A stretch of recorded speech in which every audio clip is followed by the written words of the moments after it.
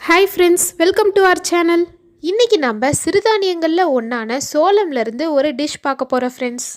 இதை சோள தோசைன்னு சொல்லலாம், அடைன்னு சொல்லலாம்.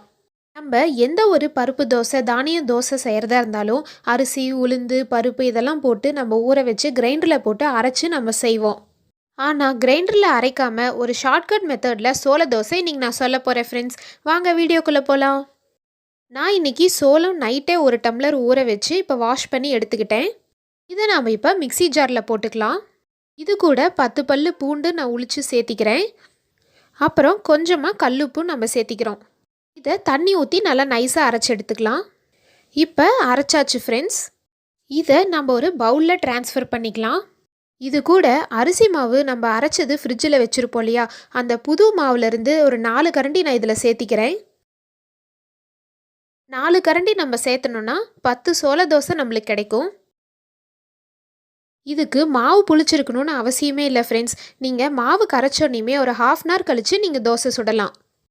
இது கூட நான் 3/4 ஸ்பூன் மிளகாய் தூள் சேர்த்திக்கிறேன். இதை நம்ம வேணுங்கிற அளவு தண்ணி ஊற்றி தோசை மாவு பதத்துக்கு கரைச்சி வச்சுக்கலாம். இப்போ 2 பெரிய வெங்காயம் நான் பொடி பொடியாக கட் பண்ணி வச்சுருக்கேன்.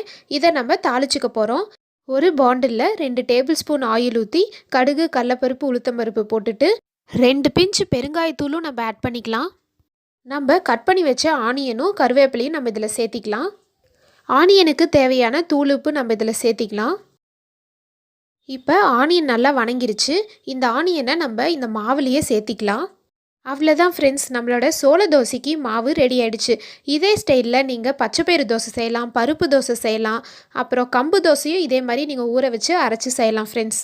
இந்த சோள அடை தோசை டிஃப்ரெண்ட்டாக டேஸ்ட்டாக இருக்கிறதுனால குழந்தைங்களும் இதை ரொம்ப விரும்பி சாப்பிடுவாங்க.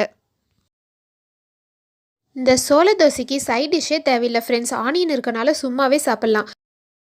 அப்படி வேணும்னா கடலை சட்னி அரைச்சிக்கலாம். இதுக்கு நடக்கலை சட்னியும் சூப்பராக இருக்கும்.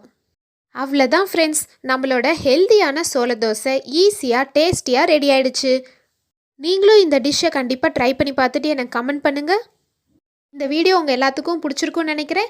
லைக் பண்ணுங்கள், ஷேர் பண்ணுங்கள், மறக்காமல் சப்ஸ்கிரைப் பண்ணிவிடுங்க. தேங்க்ஸ் ஃபார் வாட்சிங்.